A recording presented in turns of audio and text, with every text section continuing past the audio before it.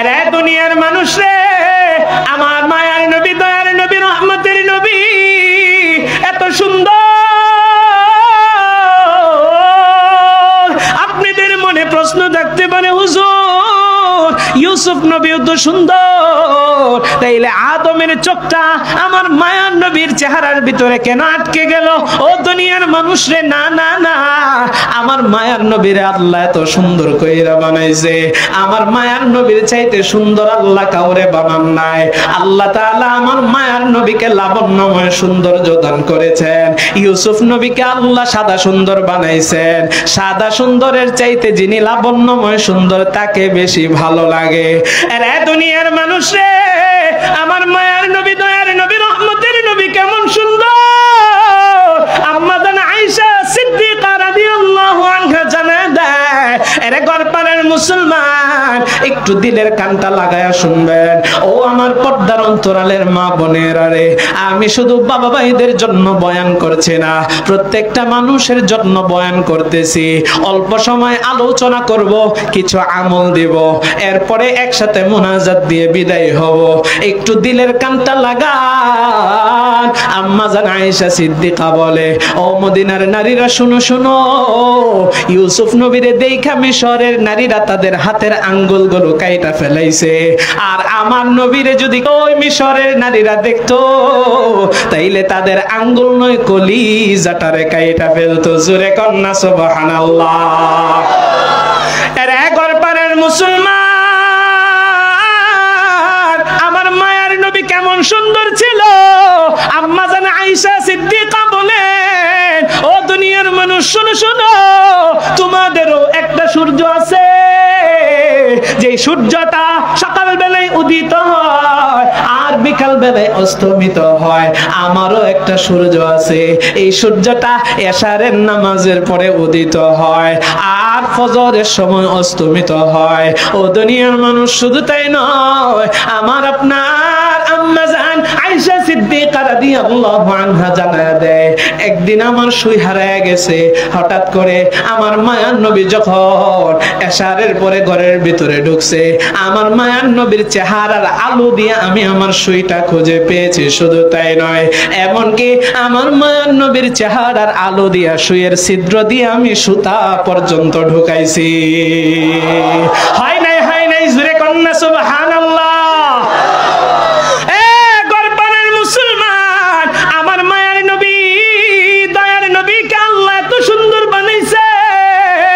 সেই নবীর চেহারা দেখে আদম নবীর চোখটা যাই আটকে গেছে। আল্লাহকে ডাক দিয়ে বলে, আল্লাহ আপনি তারে এত কম হায়াত দিয়েছেন, একটু হায়াতটা বাড়ায়া দেন। আল্লাহ বলেন, না না না, হায়াত বাড়ানো যাবে না, কারণ আমি আল্লাহ কাকে কত বছর হায়াত দিব, কে কত বছর বাঁচবে, কে মায়ের পেটে মারা যাবে, কে দুনিয়ার আলোটা দেখবে না, সব আমি আল্লাহ তাআলা যখন তাকে সৃষ্টি করেছি তখন থেকেই তার তাকদীরে লিখে দিয়েছি। আরে দুনিয়ার মানুষ রে, আদম নবী এবার ডাক দিয়ে কই, আল্লাহ আপনি যদি তার হায়াত না বাড়ান, প্রয়োজনে আমার অর্ধেক হায়াত দিয়া হলেও তারে হায়াতটারে বাড়ায়া দেন। জোরে কন্যা সুবহানাল্লাহ। আরে দুনিয়ার মানুষ রে, এবার আদম নবী আল্লাহর কাছে এই দরখাস্ত করলেন। এইভাবে সময় যাচ্ছে তো যাচ্ছে, সময় যাচ্ছে তো যাচ্ছে, যাইতে যাইতে হঠাৎ করে একদিন আদম নবীর সামনে আজরাইল হাজির। সালাম দিলেন, আজরাইলকে প্রশ্ন করলেন, ও আজরাইল তুমি আমার সামনে কেন আসছো? জান কবজ করার জন্য আসছো? বলে হা হা। বলে আমার কি হায়াত শেষ? আজরাইল ডাক দেয়া বলে, না আপনার এখনো হায়াত শেষ হয় নাই। এরে দুনিয়ার মানুষ রে, আদম নবী ডাক দিয়া কইন, আজরাইল আমার হায়াত শেষ হয় নাই, তাইলে তুমি কেন আসছো আমার জান কবজ করার জন্য? আজরাইল ডাক দিয়া কয়, ও আদম নবী আপনার অর্ধেক হায়াত শেষ হয়েছে, আর অর্ধেক কি আপনার মনে নাই? আপনি যে এক সুন্দর চেহারা বিশিষ্ট এক আপনার সন্তানরে দিয়ে দিছিলেন, ওই দিয়া দেওয়ার কারণে আপনার অর্ধেক হায়াত শেষ হওয়ার কারণে এখন এসেছি আপনার জান কবজ করতে। এবার আদম নবী আজরাইলকে ডাক দিয়া কয়, না না না, আমি কাউরে হায়াত দেই না, ওটা আমি আবেগে বইলা ফেলাইছিলাম। জোরে কন্যা আল্লাহু আকবার। আদম নবী কয় না আমি কাউরে হায়াত দেই নাই, ওটা আবেগে বইলা ফেলাইছিলাম। ও দুনিয়ার মানুষ, আদম নবী কয় এখন না আমার হায়াত পুরাটা শেষ হোক, পরে জান কবজ কইরা নি। আদম নবী মরতে চায়, আর জোরে কোন চায়? আমরা কেউ মরতে চাই? আপনারা এখানে যারা আছেন কেউ মরতে চান এরকম আছেন নি? হাত তোলেন তো দেখি। হ্যাঁ, একজনে হাত তুলে ফালাইছিল, আবার মাথা চুলকাইতেছে। কেউ আছেন? একজন আছেন। তার মানে একজন আছেন সে মরতে চায়, তার বাড়িতে অবশ্যই বউর লোকে গ্যাঞ্জাম আছে। গ্যাঞ্জাম না থাকলে কেউ মরতে চায় না, প্রত্যেকে বাঁচতে চায়। কারো একজনের ক্যান্সার হয়েছে, ধরেন ক্যান্সার, এই ক্যান্সার হয়েছে, ডাক্তারে বলছে সে মারা যাবে। এখন কোন ওই নাকে তেল দিয়ে বাড়িতে ঘুমাইবো না চিকিৎসা করব? টাকা পয়সা যা আছে সব বাইর কর, চিকিৎসা করবো। ঢাকা নাই, যাইতে হবে ইন্ডিয়া, সেখানেই যাওয়ার চেষ্টা করবে। ঘরে টাকা নাই, বলে জমি আছে বিক্রি কর। কেন বিক্রি করতেছে? বলে বিক্রি করে চিকিৎসা করব। বাঁচতে চায়, মরতে চায়, কিন্তু মরা তো লাগবেই। হায়াত আল্লাহ দিছেন বড় অল্প। এখন মরলে আমাদের জন্য দুইটা জায়গা আছে, জান্নাত আর জাহান্নাম। কেউ যাবে জান্নাতে, কেউ যাবে জাহান্নামে। যার আমল সুন্দর, যে আমলের পাল্লাটা ভারী করাইতে পারবে সেই দিন তার তকদিরে জান্নাত মিলবে। যার গুনার পাল্লা ভারী হবে সে যাবে জাহান্নামে। ও দুনিয়ার মানুষ, এটা আমার আপনার জন্য পরীক্ষার হল। আমি আপনি পরীক্ষার্থী, একদিন মারা যাব। আপনার আমার বিচারটা একজন করবেন, তিনি কে? আরো জোরে ইমানের পাওয়ার দিয়া বলেন না, তিনি কে? আল্লাহ আপনার আমার জন্য সেই দিন ইনসাফের বিচার করবেন, কোনো জুলুম করবেন না কারো উপরে। আল্লাহ মিজানের পাল্লা দাঁড় করাইবেন, নেক আমল মাপবেন। যার আমলের পাল্লা ভারী হবে তাকে আল্লাহ ঘোষণা করে দিবেন জান্নাতি বলে, আর যার গুনার পাল্লা ভারী হবে তাকে ঘোষণা করে দিবে জাহান্নামী বলে। কিন্তু জাহান্নামে কেউ যাইতে চায়? এই আওয়াজ কমে গেছে, যাইতে চায়? জাহান্নামে কেউ যাইতে চায় না। থানায় কেউ যাইতে চায় না দুনিয়াতে। থানায় গেলে উত্তম মাধ্যম চলবে, রিমান্ডে শাস্তি দেওয়া হবে, কেউ চায় না। কিন্তু পুলিশে তারে কি করে? জোর কইরা নিয়ে যায়। যাবি না, গরির রশি লাগায় টাইনা হেসরা হেসরা নিয়ে যায়। কথা কোন ঠিক কিনা? জাহান্নামও যাইতে চাইবো না। কিন্তু আল্লাহর জাহান্নামের নিয়োজিত ফেরেশতা আছে না নাই? ওই ফেরেশতা শিকল লাগাইবে। ও গরপাড়ার মুসলমান, দিলটারে নরম করে দিবেন। কি বুঝাইতে চাই বুঝবেন, এরপরে আমল দিলে গ্রহণ করতে পারবেন। আল্লাহ তাআলা মিজানের পাল্লা দাঁড় করাইবেন। গুনার পাল্লা ভারী হয়ে গেলে কপাল বড় খারাপ, জাহান্নামে আমার আপনার নামটা ঘোষণা হয়ে যাবে। জাহান্নামের ফেরেশতারা এবার শিকল লাগাইয়া টাইনা টাইনা জাহান্নামের দিকে নিতে থাকবে। কিন্তু কেউ ওই জাহান্নামে যাইতে চায় না। ফেরেশতারা যখন টানবে, ওই জাহান্নামী ব্যক্তিটা চোখের পানি গুলো ঝড়াইয়া ঝড়াইয়া আল্লাহকে ডাক দেবে, ওগো দয়ার মালিক, ওগো রব্বে কাবা, জাহান্নামী হতে চাই না। আপনি আমারে একটা বার সুযোগ দেন, আবারও আমি দুনিয়াতে যাই, ওখানে যাইয়া আমল করব, গুনাহ করব না। দুনিয়াতে যাইয়া নেক আমল করে আসবো। ও রব, একটা বার সুযোগ দেন। আরে দুনিয়ার মানুষ রে, সেই দিন আমার আল্লাহ কিন্তু আর কোন সুযোগ দিবে না।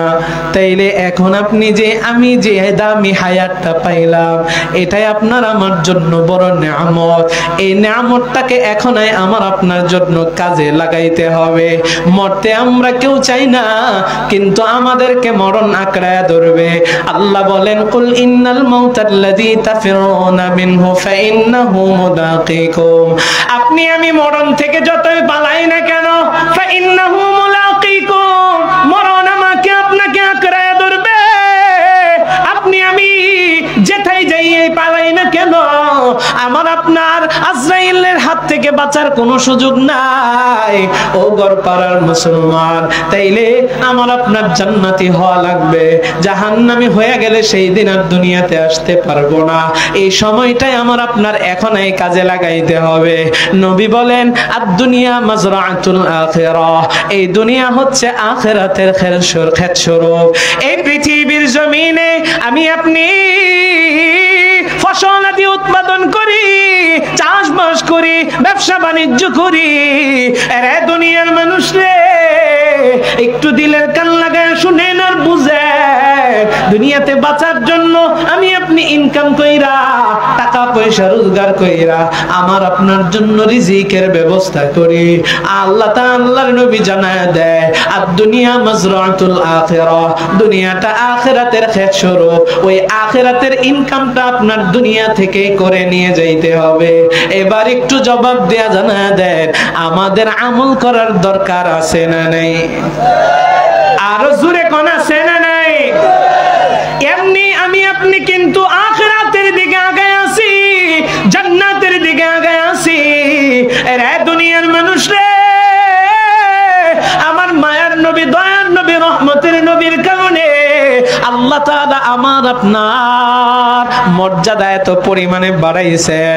নবী আমার জানায় দেয়, এই পৃথিবীতে আল্লাহ আদম থেকে নিয়ে আমার আল্লাহ ঈসা পর্যন্ত যত নবী রাসূল পাঠাইছেন, সমস্ত নবীদের ভিতরে আমি নবী সবার আগে জান্নাতে যাইব। আমি নবীর আগে অন্য কোন নবী জান্নাতে যাইতে পারবে না। জোরে কন্না সুবহানাল্লাহ। আমার মায়ার নবী, দয়ার নবী, রহমতের নবী কয়, আল্লাহ আমার কারণে উম্মতে মুহাম্মাদের দাম এত পরিমাণ বাড়াইছে। ও গরবানের মুসলমান, আমার মায়ার নবীর কারণে আল্লাহ তাআলা কেমন দাম বাড়াইছে জানেননি? নবী আমার জানা দেয়, আল্লাহ তাআলা এই পর্যন্ত যত উম্মত পাঠাইছেন, সমস্ত উম্মতের আগে আমার উম্মত জান্নাতে ঢুকবে, এরপরে অন্যান্য নবীর উম্মতেরা জান্নাতে যাবে। জোরে কন্না সুবহানাল্লাহ। এরে দুনিয়ার মানুষ, আমার মায়ার নবীর কারণে এমনিতেই কিন্তু এক ধাপ আগায় আছি। ও দুনিয়ার মানুষ রে, আমি আপনি যদি আমল করে যাইতে পারি, আপনার আমার জন্য বড় রাজকপাল। এই সুযোগটাকে আপনার আমার হাতছাড়া করা যাবে না। আমার মায়ার নবীর কারণে আল্লাহ সম্মান বাড়াইছেন আমার আপনার। ও দুনিয়ার মানুষ, আল্লাহ তো এমনিতেই আপনারে আমারে ইহসান কইরা, দয়া কইরা আখেরি নবীর উম্মত হিসাবে আল্লাহ কবুল করেছেন। আমি আপনি কেউই কিন্তু আল্লাহর কাছে চাই নাই গৌরব, আপনি আমারে উম্মতি মুহাম্মদী হিসাবে কবুল কইরেন, কিন্তু আল্লাহ ইহসান করিয়া, দয়া কইরা আমারে আপনারে উম্মতি মুহাম্মদী বানাইছেন।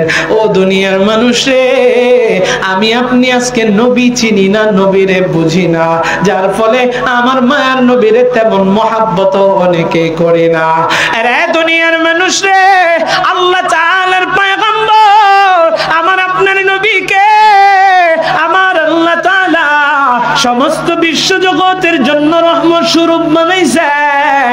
আল্লাহ কোরআনে হাকিমের ভিতরে জানায় দেয়, ওমা আরসালনাকা ইল্লা রাহমাতাল লিল আলামিন।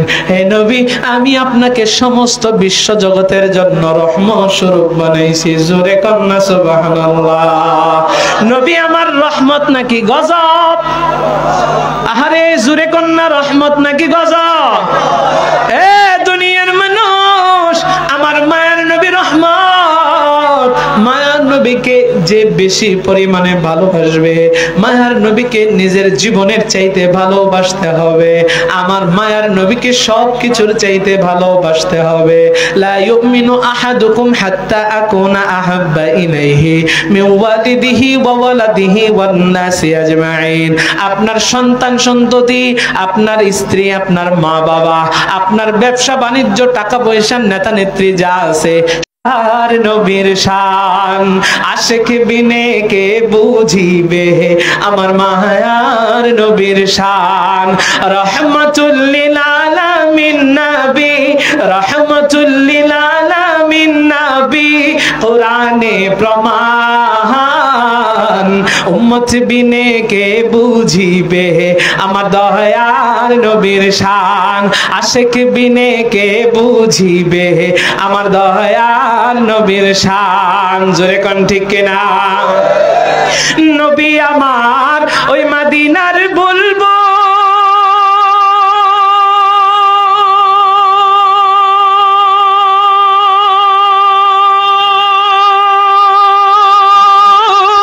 আমার আল্লাহ ভালোবাসা নামটি দিলেন হাবিবে রাসূল। আল্লাহু আমার ওই মদিনার বুলবুল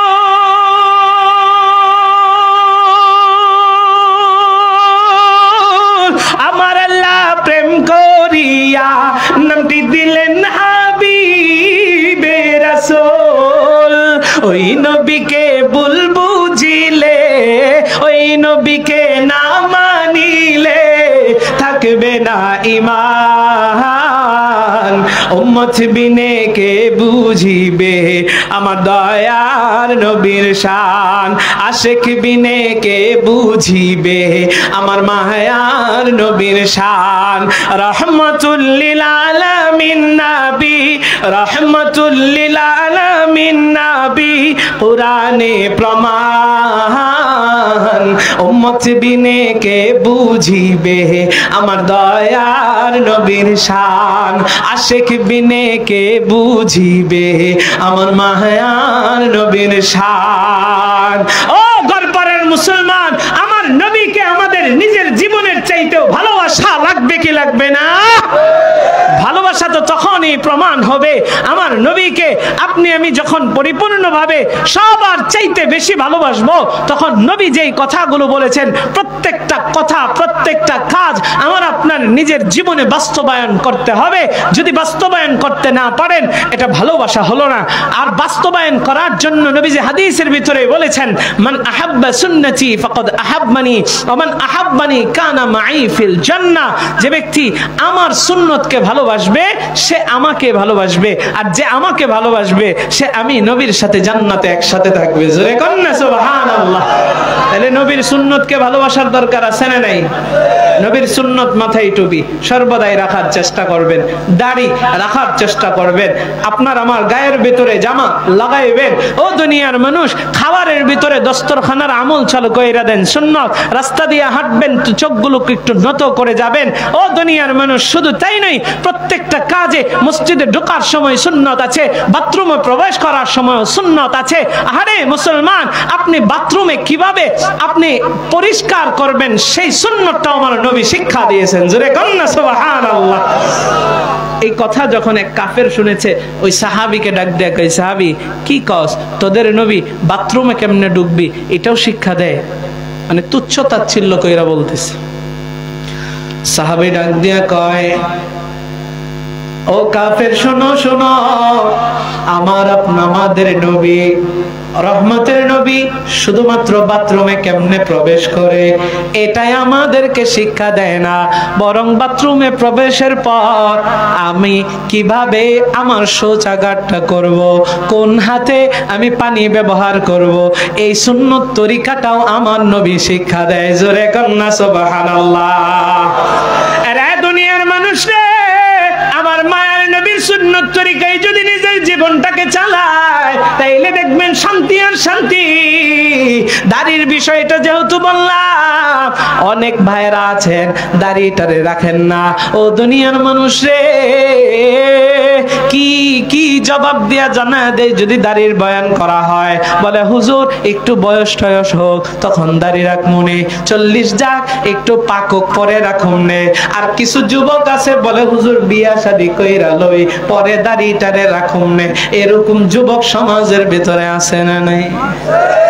আমার এক মুসল্লি আমার প্রশ্ন করে, হুজুর আমি যখন বললাম যে এই নামটা বললাম না, তারে বললাম যে তুই দাড়িটা রাইখা দে, কয়দিন পরে তুই বিয়া শাদী করবি, দাড়িটা এখন রাইখা দে, বিয়া শাদী দাড়ি রাখা বিয়া করার আগেই দাড়িটারে রাইখা দে। বলে হুজুর বিয়াটা কই রাইলই পরে রাখুম না। আমাকে কি সমস্যা?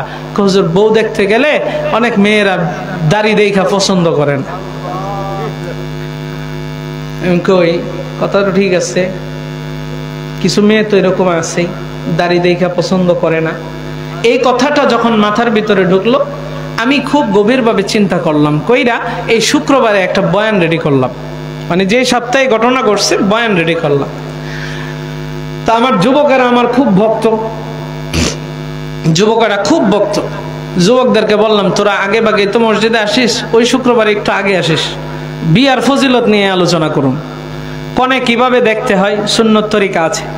আমরা তো এখন মেয়েরে গরু বানায় ফেলাইছি। কি বানাইছি? আমার কথাটা মনে আপনারা বুঝেন নাই। মেয়েদেরকে কি বানাইছি? গরু, বউ দেখতে যাই না গরু দেখবার যাই, এরকম একটা অবস্থা করছে। বাপেও যায়, চাচাও যায়, এরপরে মামাও যায়, খালু যায়, সবাই যায়, এই মাইয়ারে যায় ইচ্ছা মতো দেখা দেখাই পরে। এটা কি কোনো এই যে বন্ধু যায়?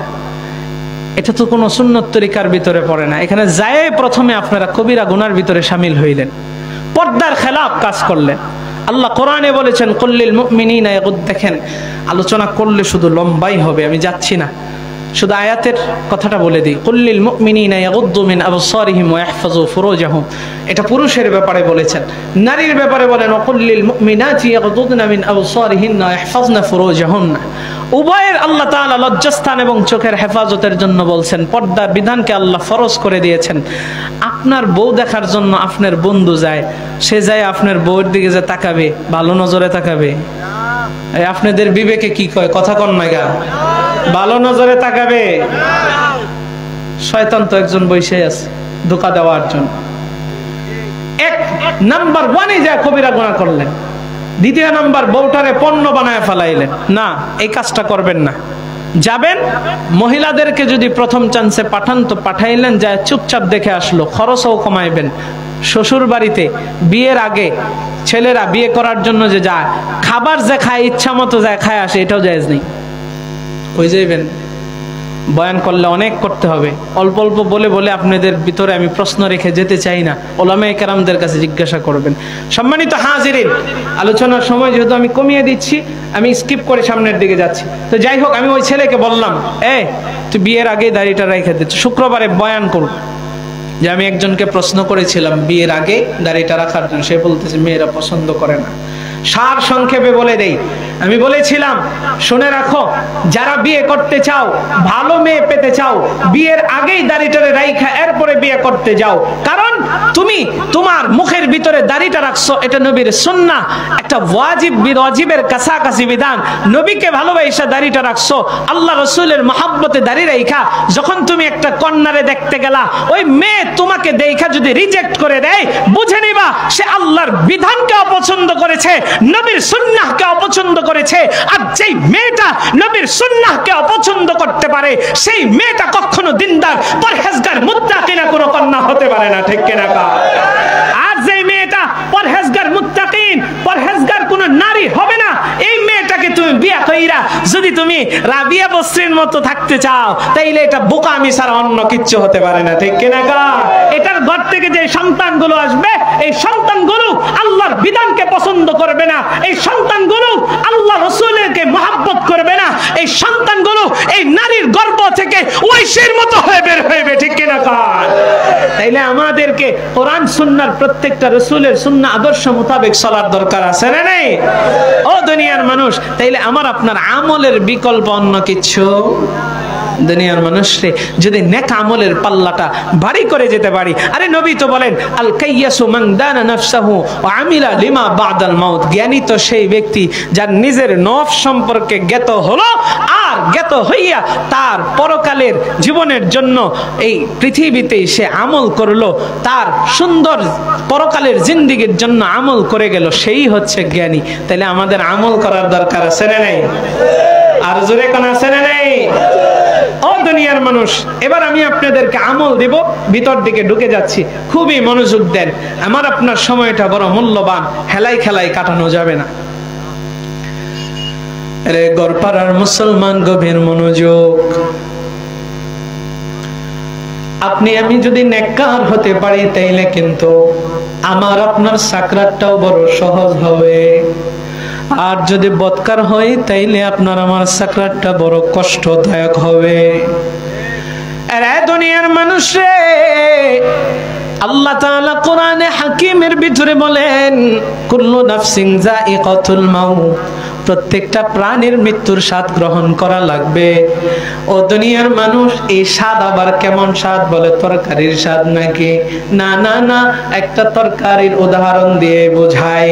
ধরেন একজন গোশতের একটা তরকারি রান্না করছে, আপনার জিহ্বার ভিতরে একরকম স্বাদ, আমার জিহ্বায় আরেক রকম স্বাদ, এই মুরব্বী সভাপতি সাহেবের জিহ্বায় আরেক রকম স্বাদ, আমাদের পীরে কামেল শেখুল হাদিস আল্লামা নূর হুসাইন হাফিজাহুল্লাহ আল্লাহ ওনার জিহ্বার ভিতরে আরেক রকম স্বাদ, এক একজনের জিহ্বায় এক এক রকম স্বাদ আছে না নাই?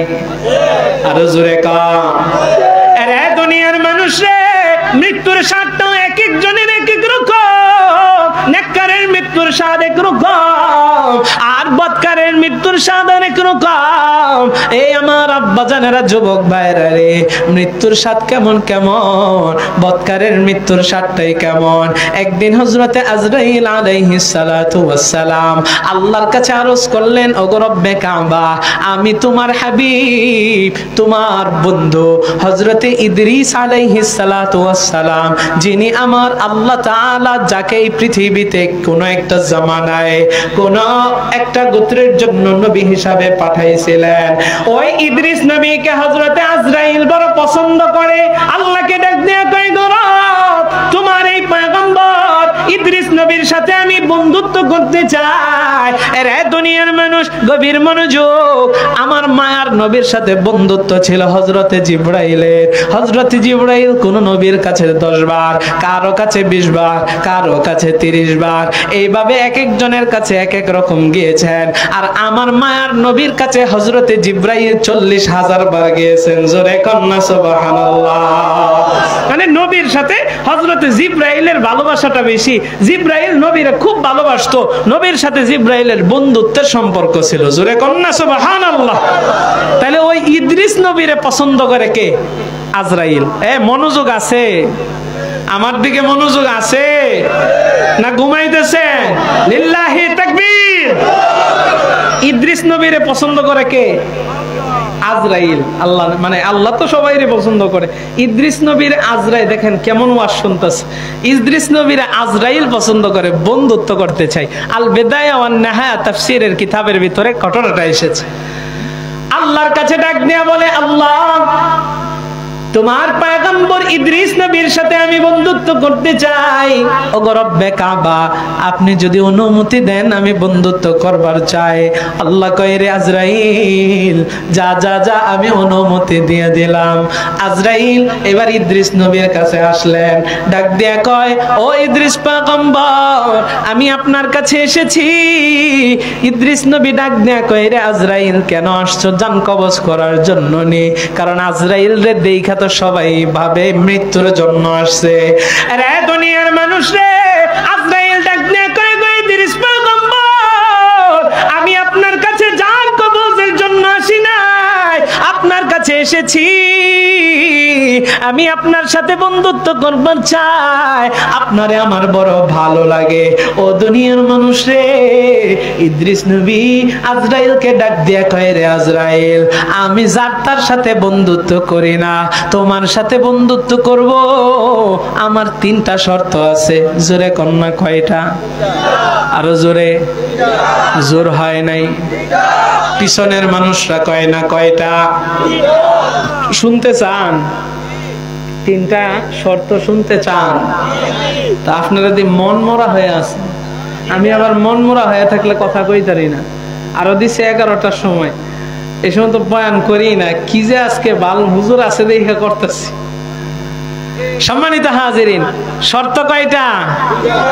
সবাই জোরে কোন কয়টা? 3টা শর্ত। 3টা শর্ত আছে, এই শর্ত যদি তুমি মানো তাইলে আমি বন্ধুত্ব করব। আজরাইল কোন বিপদে পড়লাম, আইসে বন্ধুত্ব করতে শর্ত লাগাইতেছে। কি শর্ত মেন লাগায়? আচ্ছা ঠিক আছে, বলেন কি শর্ত?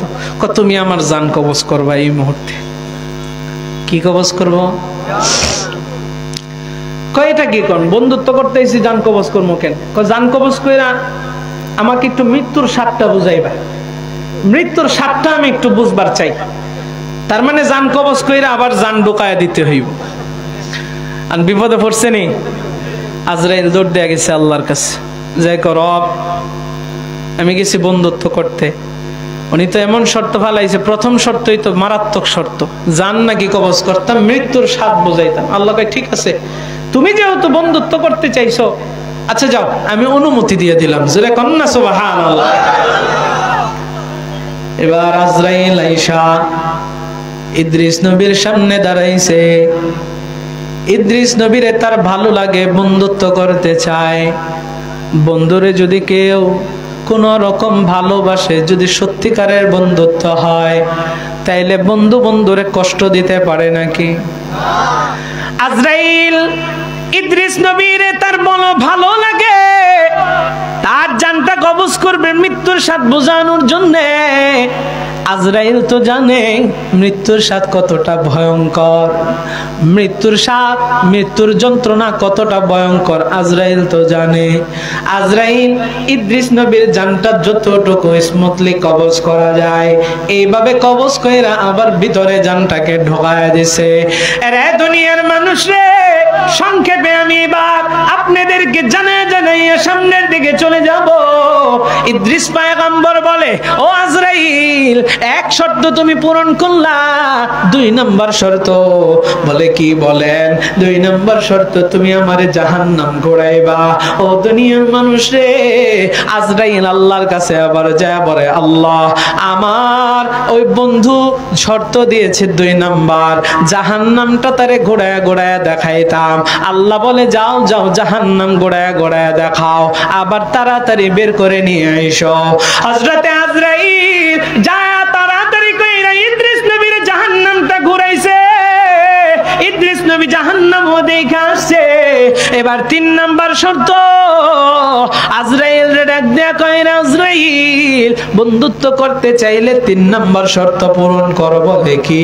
কয় আমারে জান্নাতটা গোড়ায় গোড়ায় দেখানো লাগবে। এবার আজরাইল আল্লাহর কাছে যায় বলে, আল্লাহ, জান্নাতটা দেখবার চায়। আল্লাহ বলে, যাও, জান্নাতটা দেখায় আবার বের করে নিয়ে আসো। হযরতে আজরাইল ইদ্রিস নবীর নিয়া জান্নাতের ভিতরে ঢুকাইছে, জান্নাতটারে ঘোরায় ঘোরায় দেখাইছে। এবার যখন আজরাইল হযরত ইদ্রিস নবীকে ডাক দেয়া কয়, পয়গম্বর, এবার চলেন, বেরিয়ে আসেন, আমি আপনার সাথে বন্ধুত্ব করব। 3টা শর্ত আমি পালন করেছি। ইদ্রিস নবী ডাক দেয়া কয়, রে আজরাইল, আমি জান্নাত থেকে বের হব না। আরে জোরে কয় না সুবহানাল্লাহ। জান্নাত থেকে বের হয় না কেন? ইদ্রিস নবী ডাক দিয়ে কয়, যেই ব্যক্তিরে আল্লাহ জান্নাতে ঢুকায়, আল্লাহ তো ওয়াদা করেছে জান্নাত থেকে সে আর কোনোদিন বের হবে না, চিরস্থায়ী জান্নাত, এখান থেকে বের হওয়া যায় না। আল্লাহ যারে ঢুকায় তারে আর কোনোদিন আল্লাহ বের করবে না। সুতরাং আমি ইদ্রিস পয়গম্বর জান্নাতে ঢুকছি, আর বের হব না। ও আজরাইল, এই পৃথিবীতে যেই ব্যক্তিটা আসবে, এই ব্যক্তিটার জীবনে একবার হলেও মরণ হবে। ও দুনিয়ার মানুষ, ইদ্রিস নবী বলে, ওই বান্দাটা যদি বদকার হয় তাইলে জীবনে একবার হলেও জাহান্নামে যাবে। আমার মৃত্যু হয়েছে, জাহান্নামে আমি ঢুকেছি, আবার বান্দাটা জাহান্নাম থেকে শুদ্ধ হয়ে জীবনে একবার হলেও জান্নাতে ঢুকবে, আর বের হবে না। আমি জান্নাতে ঢুকছি, আমি আর জান্নাত থেকে বের হতে চাই না। জোরে কন্যা সুবহানাল্লাহ। ও দুনিয়ার মানুষ, ইদ্রিস নবী আর বের হয় না। হ্যাঁ, ইদ্রিস নবী এই যে জান্নাতে ঢুকছে, আর বের হয় নাই। এবার আজরাইল রে কয়, এখন কি তুমি আমার সাথে বন্ধুত্ব করবা? আজরাইল, দুনিয়ার মানুষ, এই কথাটা আমি আপনাদেরকে কেন শোনাইলাম? ওই যে মৃত্যুর স্বাদ, ইদ্রিস নবী যে মৃত্যুর স্বাদ বুঝছে, এই মৃত্যুর স্বাদ আমাদেরকে জানায় দিছে নবীর মাধ্যমে, আমার আপনার নবী জানাইছেন। তাহলে ইদ্রিস নবী তার মৃত্যুর স্বাদের কথাটা হযরতে আজরাইল রে জানাইছে, আজরাইল আমার নবীকে জানাইছে। এটা আবার আরেকটা শাখা প্রশাখা আছে। কোথায় জানাইছে? নবীকে ওই শবে মেরাজের রাত্রিতে। ও দুনিয়ার মানুষ, আমার মায়ার নবী যখন সিদরাতুল মুনতাহা পর্যন্ত গিয়েছে, জিব্রাইল আমিন বুরাকের পিঠে চড়াইয়া নবীকে সিদরাতুল মুনতাহা পর্যন্ত যখন নিছেন, জিব্রাইল আমিন সিদরাতুল মুনতাহার ক্রস করে না, কারণ সিদরাতুল মুনতাহা ক্রস করার অনুমতি জিব্রাইলের। মনোযোগ আছে? জিব্রাইলের ওখান থেকে আর অধিক যাওয়ার অনুমতি নাই। নবীরে কয়, আপনি এবার একা একা এখান থেকে রওনা দেন। নবী আমার সেখানে বুরাকের পিঠে চড়ে রওনা দেয় নাই, সেখানে নবী আমার রফরফে চড়ে চড়ে রওনা দিয়েছেন। জোরে কোন সুবহানাল্লাহ। কিসে চড়ে? জোরে কোন, কিসে চড়ে? রফরফ। আল্লাহ কোরআনে বলে, মুত্তাকিইনা আলা রফরফিন খুদরিন ওয়া আবকারিন হিসাব। সুবহান, জোরে কন্না আল্লাহু আকবার। রাফরাফ এটা হচ্ছে জান্নাতের এক সবুজ মসনদ, এমন এক মসনদ, এমন এক আরামদায়ক বিছানা যেটার ভিতরে জান্নাতীরা হেলান দিয়া বসবে, যেখানে যাইতে মনে চাই যাইবে, যা খাইতে মনে চাই এখানে চৈরা চৈরা খাবে, যেখানে উড়াল দিতে মনে চায় এই রফরফে চড়ে হেলান দিয়া বসবে, বিশ্রাম করবে, যেখানে উড়াল দিতে মনে চায় আরে তার মনে চাবে ওখানে যাইতে, শুধু মন চাইতে দেরি, যাইতে দেরি হবে না। জোরে কন্না সুবহানাল্লাহ। জান্নাতি এক সবুজ মসনদ, এই মসনদে চৈরা নবীজি বিশাল এরিয়া সিদরাতুল মুনতাহার পর থেকে, আমার একটা আলোচনা আছে জান্নাতের আলোচনা, সেটার ভিতরে বিস্তারিত আছে। এখন তো সার সংক্ষেপে শুধু টাচ দিয়ে সামনের দিকে যাচ্ছি সাতটা বোঝানোর জন্য। নবী ওখান থেকে বিশাল এলাকা ভ্রমণ করে করে সামনের দিকে যাচ্ছেন। নবী কোথা থেকে যায় আজরাইলের কাছ থেকে শুনছেন, এটা আমরা জানতে চাই কি চাই না? আর জোরে কোন চাই কি চাই না? আরে গড়পাড়ার মুসলমান গভীর মনোযোগ।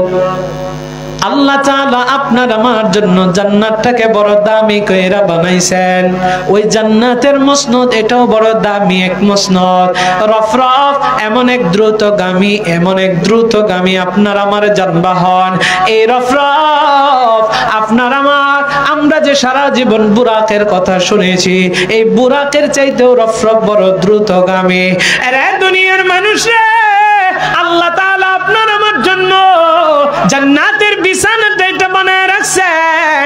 একটু দিলের কান লাগায়া বুঝেন না, শুনেন কি বুঝাইতে চায়, কি জানাইতে চায়। ও দুনিয়ার মানুষ রে, ওই জান্নাতের ভিতরে আমাদের প্রত্যেকেরই যাইতে মনে চায়।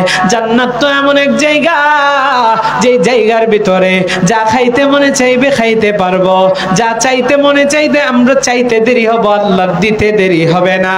শুধু তাই নয়, আমার আল্লাহ কোরআনে হাকিমের ভিতরে জানায় দেয়, ওয়ালাকুম ফিহা মা তাশতাহি আনফুসুকুম ওয়ালাকুম ফিহা মা তাদউন। জান্নাত এমন এক জায়গা বান্দা তুমি চাইতে দেরি হবে, আমার আল্লাহ তোমাকে দিতে দেরি করবেন না। জোরে কন্না সুবহানাল্লাহ। যা চাবো তাই পাবো। ও দুনিয়ার মানুষ, এই বয়ানটা আল্লাহর একজন ইচ্ছা করবে করতে দেরি হয়, আল্লাহ দিতে করবেন, দেরি করবেন না। এই বয়ান করছে একজন শ্রোতা, উঠটা দাঁড়ায় কয়, হুজুর আমার একটা প্রশ্ন আছে। কি আছে? জোরে কোন কি আছে? প্রশ্ন। কয় কি প্রশ্ন? করো। হুজুর আপনি যে বললেন এই মাত্র জান্নাতে যা চামো তাই পামো, তাহলে জান্নাতে যদি বিড়ি চাই বিড়ি পামো নাকি? কি চাই জান্নাতে? ফিসের মানুষরা শুনে নাই জান্নাতে কি চা? আর জোরে কোন কি? বিড়ি। বিড়ি চা। আতাউল্লাহ বুখারী এমন এক চমৎকার জবাব দিয়েছেন, তো বিড়ি চা। এখন এটারও তো একটা জবাব আছে, জবাব আছে না নাই? তো আপনারা কি জানতে চান? আপনারা সবাই মনে জানতে চায় না, চান? আচ্ছা, তাইলে বিড়ি জান্নাতে দিবে কিনা? আতাউল্লাহ বুখারী চমৎকার এক জবাব দিয়েছেন। জবাবটা আমরা একটু পরে দেই, এখানে রাখলাম। সিদরাতুল মুনতাহা, ওই সিদরাতুল মুনতাহা থেকে রফরফের পিঠে চড়ে যে নবী ভ্রমণ করছেন, ওখানে আশ্চর্য কিছু বিষয় দেখেছেন, সেখান থেকেই আল্লাহর নবী জবাব নিয়ে এসেছেন। সেটাও আমাদের জানার দরকার আছে না নেই? কারা কারা জানতে চান হাত তুলেন তো দেখি। সবাই জানতে চায়, হাত নামা।